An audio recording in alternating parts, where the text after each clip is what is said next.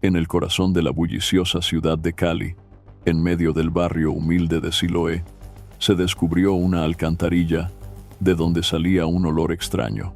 Cuando la policía levantó la tapa, lo que encontraron dejó sin aliento a todo el equipo forense. Un cuerpo desmembrado, oculto dentro de una bolsa negra y una blusa azul oscuro manchada de sangre. Nadie sabía quién era la víctima. Nadie entendía cómo algo tan atroz podía haber ocurrido allí. Pocos días después, la desaparición de dos jóvenes conectó las pistas. Una foto en Facebook y una cronología que no encajaba. ¿Qué faltaba en la escena y por qué este caso impactó tanto a los investigadores?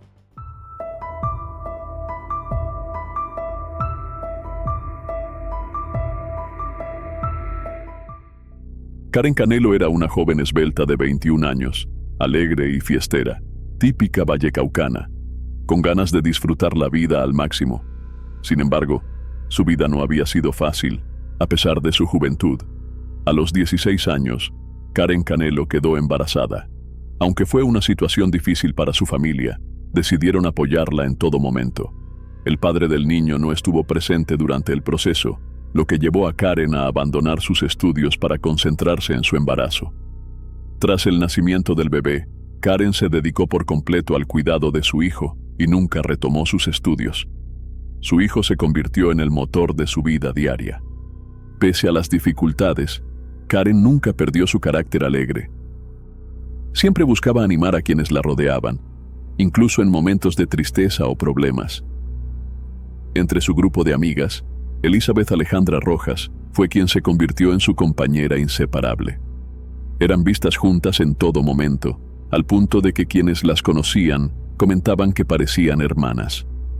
Elizabeth era una joven paisa de 17 años que se había mudado al Valle del Cauca junto a su familia.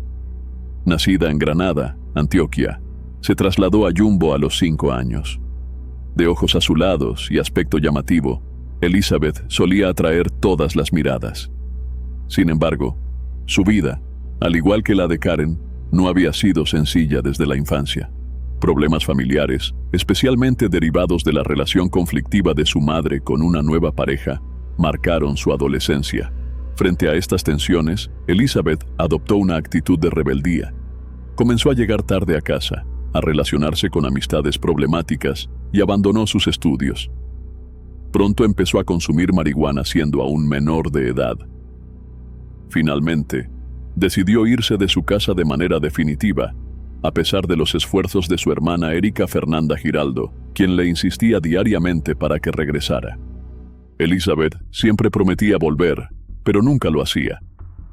Algunas personas cercanas, como Diana Marcela Reyes, intentaron ayudarla ofreciéndole adopción y oportunidades de estudio, pero Elizabeth insistía en quedarse con su madre, a pesar de la falta de apoyo emocional que sufría. En su caso, como en muchos otros donde existen vacíos familiares, el mundo de la fiesta, el alcohol y las drogas terminó siendo el refugio que encontró para sobrellevar sus heridas emocionales. La profunda amistad entre Elizabeth y Karen las mantenía siempre juntas. Compartían sus actividades, sus planes y sus salidas, disfrutando de la vida como solían decir. El 19 de agosto de ese año, planearon una salida especial. Según recuerda Katy, ambas se esmeraron en arreglarse, como es costumbre en Cali cuando se ponen la pinta para salir. Ese día, Elizabeth pasó primero por la casa de su hermana Erika, donde pidió prestados unos zapatos. Le comentó que volvería en la tarde, ya que luego planeaban organizar un baby shower para su sobrino. Isabela Murcia, quien vivía frente a la casa de Erika, también vio a Elizabeth ese día y notó que estaba inquieta y apurada. Aunque Isabela intentó convencerla de quedarse un rato más para conversar, Elizabeth insistió en que debía marcharse rápidamente. No mencionó con quién se encontraría, solo dijo que tenía que hacer una diligencia. Aunque ni Elizabeth ni Karen explicaron claramente a dónde iban, sus familiares confiaban en que las redes sociales revelarían sus movimientos, ya que ambas publicaban constantemente fotos e historias sobre sus actividades. A través de Facebook, sus allegados solían enterarse de sus ubicaciones y de lo que hacían. La tarde del 19 de agosto no fue la excepción. A las 2 de la tarde, tanto Karen como Elizabeth publicaron fotografías en sus respectivos perfiles de Facebook, indicando como ubicación la ciudad de Cali. Este detalle llamó la atención de Erika, quien encontró extraño que su hermana hubiera viajado desde Jumbo hasta Cali, aunque asumió que regresaría ese mismo día. Sin embargo, a medida que avanzaba la tarde, Erika comenzó a preocuparse. Intentó comunicarse varias veces con Elizabeth, pero no obtenía respuesta. Karen, además, andaba sin celular ese día, por lo que Katy trató de localizarlas usando el teléfono de Elizabeth. Ninguna llamada fue contestada, algo inusual, ya que Elizabeth siempre solía responder de inmediato. Cayó la noche y las jóvenes seguían sin responder. Sin embargo, lo que más llamó la atención de sus familiares fue la ausencia de nuevas publicaciones en sus redes sociales, un comportamiento totalmente inusual en ellas. Elizabeth solía estar constantemente activa en Internet, y la última historia que había compartido era alrededor de las 2 de la tarde. Además, ya no se encontraba en Jumbo, lo que aumentó la preocupación. A pesar de salir frecuentemente, nunca se desconectaba de sus redes ni apagaba su celular. Al día siguiente, el teléfono de Elizabeth ya sonaba apagado, algo aún más alarmante, considerando que siempre mantenía su celular encendido y cargado. Ante la falta de noticias, la familia Rojas, desesperada, inició una intensa búsqueda en Jumbo, contactando a familiares, amigos y conocidos para intentar obtener cualquier pista sobre el paradero de las jóvenes. A pesar de mostrar la fotografía de Elizabeth en su teléfono a múltiples personas en el municipio, nadie parecía tener información. Todas las indagaciones resultaron infructuosas. Mientras tanto, en Cali, a varios kilómetros de distancia, algo macabro ocurría. El 20 de agosto, un día después de la desaparición de Elizabeth y Karen, los habitantes del sector de Siloé, una montaña en el oriente de la ciudad conocida por sus altos índices de violencia, hicieron un hallazgo aterrador. Utilizando una pala, encontraron restos humanos dentro de una alcantarilla. Aunque Siloé era tristemente conocido por casos aberrantes, este hallazgo fue tan macabro que el propio jefe de la SIJIN de Cali, el teniente coronel Eber Mejía Castro, asumió personalmente la investigación. La conexión entre este espantoso hallazgo y la desaparición de las dos jóvenes comenzaría a trazarse gracias a una blusa femenina encontrada en el lugar y a las fotografías que Karen y Elizabeth habían publicado en sus redes sociales. Estas imágenes, dejadas casi como una huella involuntaria, ofrecieron a los investigadores una pauta fundamental para seguir adelante con la investigación. El capitán Eliodoro Barrera enfrentó el hallazgo más macabro de su carrera policial. Acudió al reporte de restos humanos encontrados en el interior de una alcantarilla. Al principio, al ver los fragmentos biológicos que inicialmente confundieron a los investigadores, pensó que podía tratarse de un animal. Sin embargo, al examinar más detenidamente, determinó que la víctima era de sexo femenino. Otro indicio reforzó esta hipótesis. Junto a los restos se encontró una blusa azul, una prenda característica de uso femenino. La gravedad del hallazgo generó conmoción en el barrio Brisas de Mayo, donde numerosos habitantes, aterrados, se aglomeraron en el lugar. Debido a la seriedad del caso, el propio jefe de la SIJIN de la Policía de Cali, el teniente coronel Eber Mejía Castro, asumió la dirección de la investigación. Para los agentes, la escena no solo causaba indignación, sino que también representaba un desafío profesional: esclarecer los hechos y determinar qué había ocurrido. No obstante, la violencia en Siloé no era un fenómeno aislado. Esta comuna, afectada históricamente por condiciones sociales difíciles, registraba niveles elevados de criminalidad. A pesar de una reducción reportada por la policía, hasta ese momento del año ya se contabilizaban 56 homicidios. Incluso en los días recientes, se habían producido asesinatos múltiples y heridos de gravedad. Este caso, sin embargo, presentaba una dificultad adicional. La zona donde se hallaron los restos se encontraba en una parte alta de la montaña, donde la presencia de cámaras de seguridad era casi inexistente. Además, imperaba la ley del silencio, complicando aún más la obtención de información de los habitantes. Mientras en Cali se iniciaba una investigación desde cero, en el municipio cercano de Yumbo, continuaba la búsqueda de Elizabeth Alejandra Rojas, de 17 años, y Karen Giselle Canelo, de 21. El tiempo pasaba y no se obtenían respuestas, lo que aumentaba la angustia de sus familiares. Para Kedy Garzón, hermana de Karen, la incertidumbre era constante, especialmente al comprobar cada día que no había rastro de ellas en redes sociales, donde solían estar siempre activas.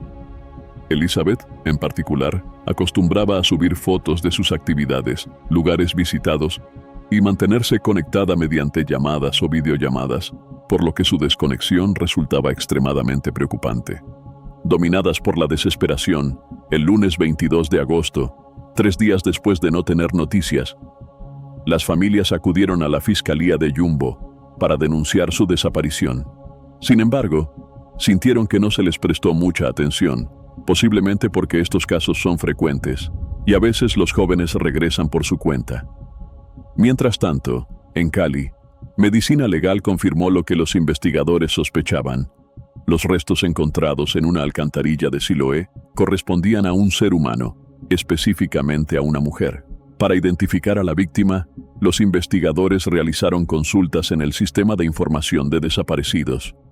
La búsqueda se extendió a Cali y municipios cercanos, incluyendo Yumbo, donde se conoció del caso de Karen y Elizabeth. La coincidencia con la fecha de desaparición, reportada el 19 de agosto, reforzó las sospechas.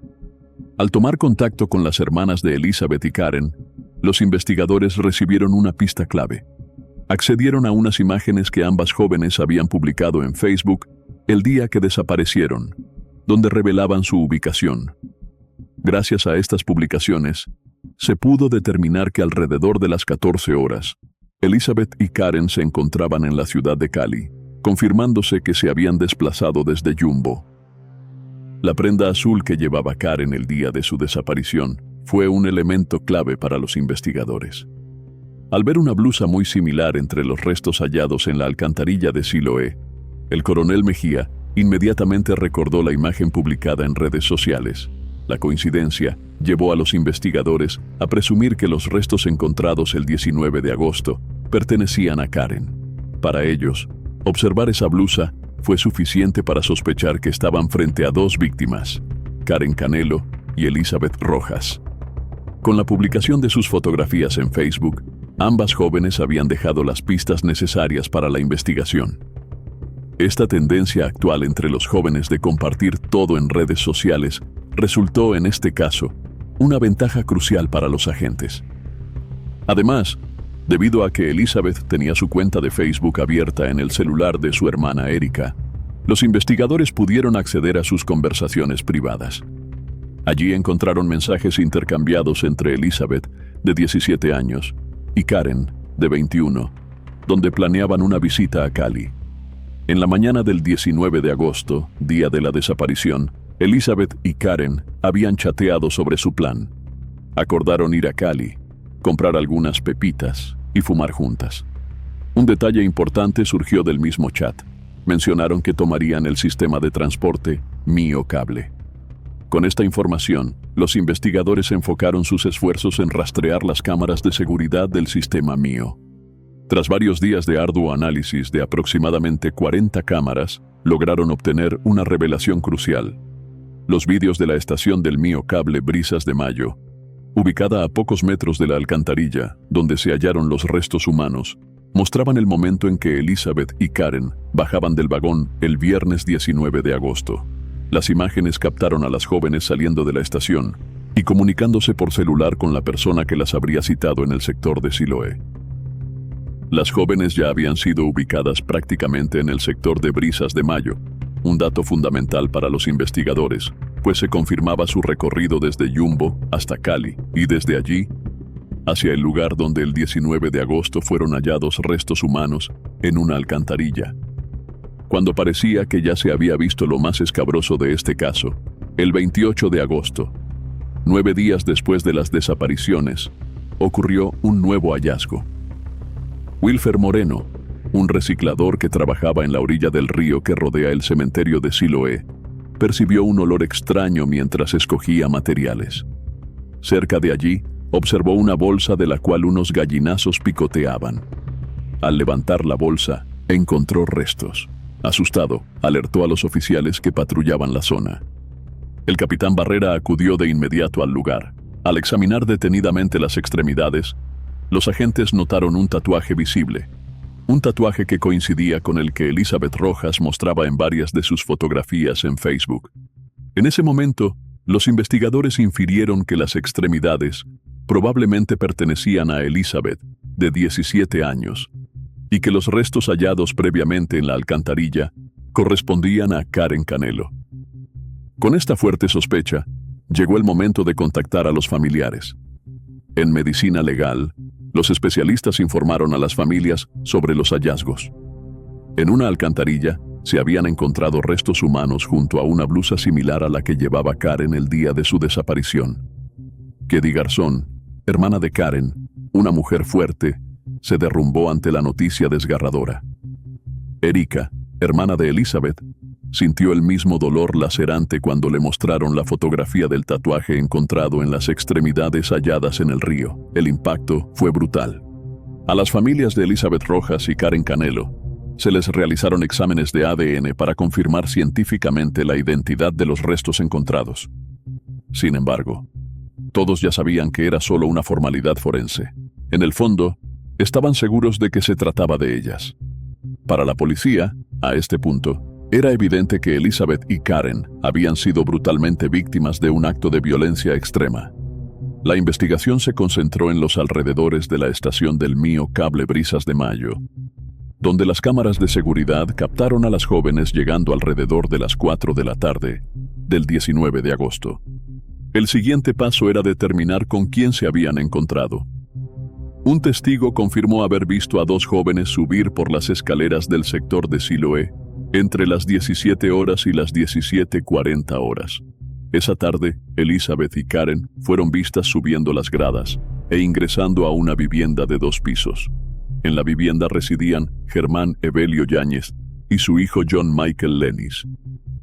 Germán, un hombre de entre 46 y 48 años, había trabajado en distintos oficios, entre ellos reciclador y albañil.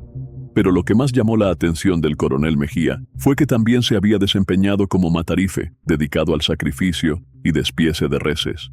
Su hijo, John Michael Lenis, de 26 años, no tenía un empleo estable y se ganaba la vida con trabajos ocasionales. La información recogida en el sector de Siloé sobre ambos era inquietante. Los vecinos los describieron como personas conflictivas, asociadas al consumo de drogas y alcohol. Además, aunque aquella noche nadie escuchó gritos o ruidos de alarma, era habitual que en esa vivienda se realizaran fiestas hasta altas horas, y el 19 de agosto no fue la excepción. Varios vecinos afirmaron haber visto a Karen y Elizabeth compartiendo con Germán y Michael en la casa. Indicaron que alrededor de las 19:30 horas, ambas jóvenes fueron vistas en el balcón de la segunda planta. Sin embargo, nadie las vio salir de la casa esa noche. La policía concluyó que Germán Evelio Yáñez y su hijo John Michael Lenis eran los responsables de su asesinato y desmembramiento atroz. La evidencia en su contra se acumulaba. La casa donde vivían Michael y Germán se encontraba a muy poca distancia del lugar donde se hallaron partes de los cuerpos.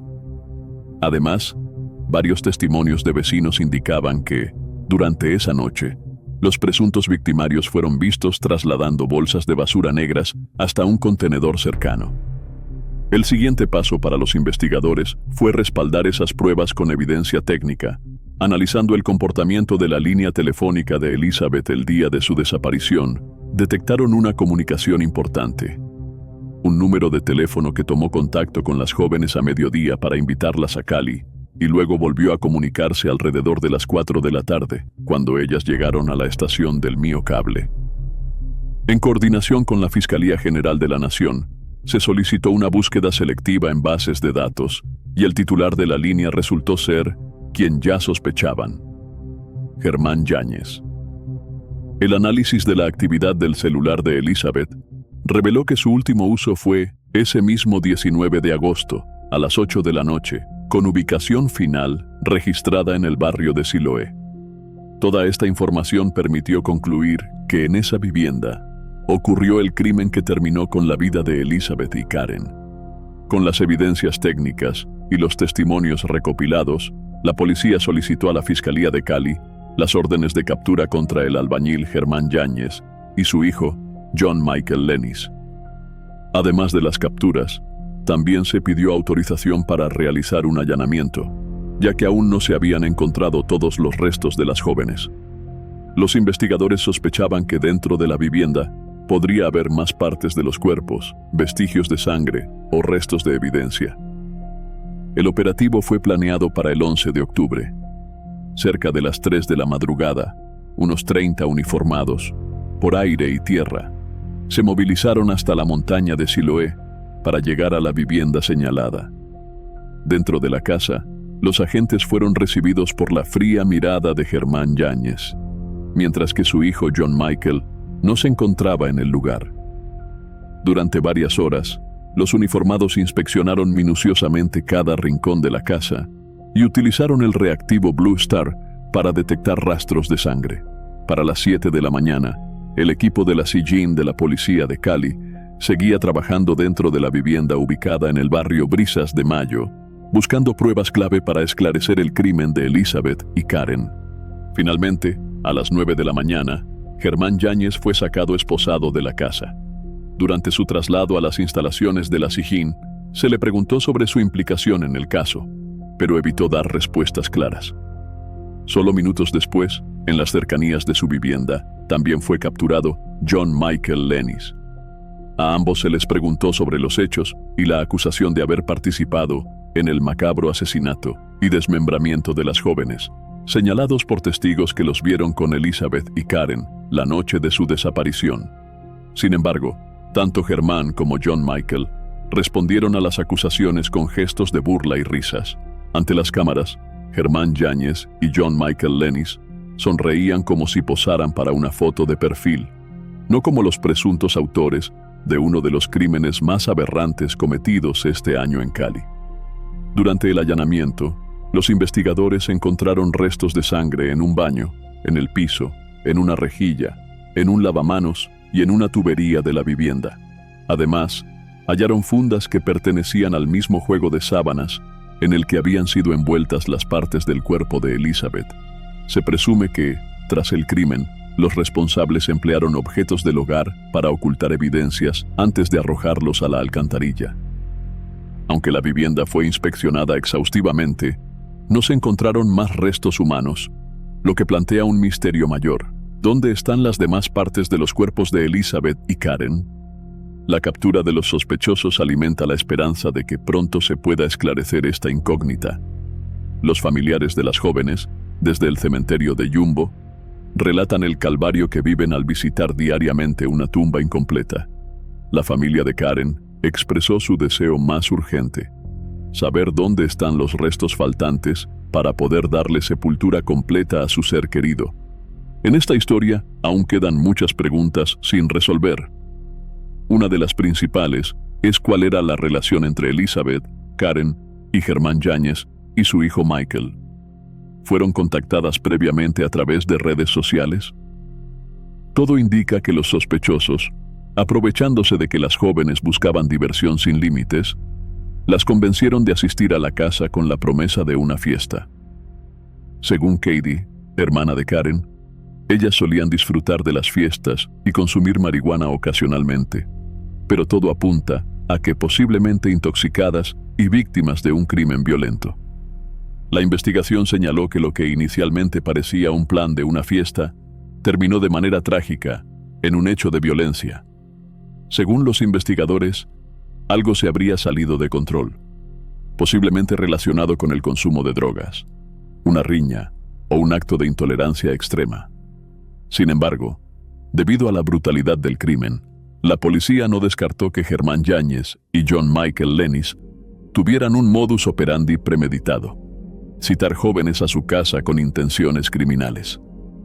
Tras su captura, la fiscalía imputó a Germán y Michael los delitos de homicidio agravado y desaparición forzada. Aunque ambos no aceptaron los cargos, el juez ordenó su reclusión en prisión preventiva. Desde entonces, han optado por guardar silencio, mientras la investigación sigue en curso. El abogado y ex vicefiscal general Jorge Perdomo destacó que si bien la costumbre de publicar la ubicación en tiempo real expone a las personas a riesgos, también facilita a las autoridades seguir un rastro claro en casos como el de Elizabeth y Karen. Por su parte, Gildardo Acosta, abogado penalista con más de 30 años de experiencia, explicó que hoy las fotografías, los videos y los mensajes de texto son considerados evidencias digitales clave. Rafael Castilblanco, investigador forense, añadió que una simple fotografía puede convertirse en una prueba principal, ya que conserva datos como fecha, hora y lugar, permitiendo reconstruir con alta precisión las circunstancias de un hecho. Finalmente, el exdirector del CTI, Julián Quintana, afirmó que actualmente cada persona que posee un dispositivo móvil lleva consigo una posible prueba. Y eso fue precisamente lo que hicieron Karen y Elizabeth el día de su desaparición, al tomarse y publicar esas fotografías. Sin siquiera sospecharlo, Karen Canelo y Elizabeth Rojas dejaron a las autoridades la huella que debían seguir para llegar hasta sus presuntos asesinos. La investigación por el macabro crimen de Elizabeth, de 17 años, y Karen, de 21, continuará durante varios meses. La Policía Metropolitana de Cali trabaja para establecer si hubo más personas involucradas en el hecho y, sobre todo, si los presuntos asesinos podrían estar relacionados con la desaparición de otras jóvenes en Cali. ¿Creen ustedes que las redes sociales son hoy un arma de doble filo para los jóvenes? ¿Cómo podemos, como sociedad, proteger mejor a los más vulnerables, tanto jóvenes como niños? Deja tu opinión en los comentarios y no olvides suscribirte al canal.